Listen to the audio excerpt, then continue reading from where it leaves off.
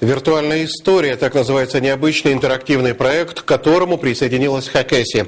Теперь любой обладатель смартфона или планшетного компьютера может попасть на необычную экскурсию. Абакан много лет назад. Проект «Виртуальная история» охватывает более 20 субъектов России, Украины и Белоруссии. Это специальное компьютерное приложение, с помощью которого жители Москвы, Калининграда, Краснодара, Владивостока и других городов смогли узнать, как выглядели знакомые им улицы, например, 50 лет назад.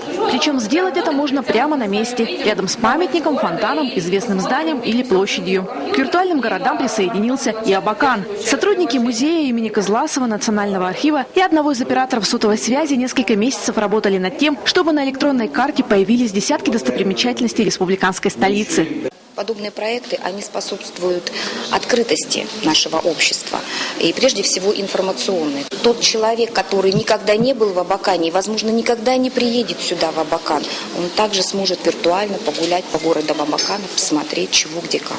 Программа «Виртуальная история» работает на бесплатной платформе HistoryPin. Фактически, это карманный экскурсовод, который может дать подробную информацию о достопримечательностях города и даже показать, как менялся облик улиц, дворов и зданий. Например, дом, в котором сегодня находится Краеведческий музей, за 20 лет практически не изменился. Это фотография 1981 года.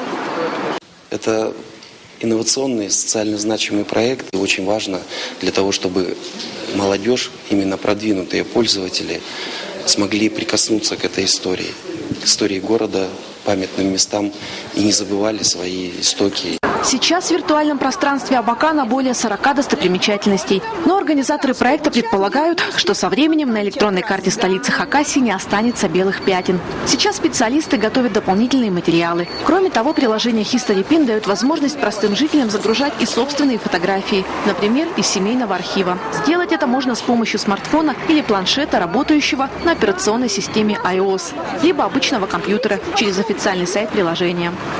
Елена Бакламенко, Дмитрий Петрусенко, РТС.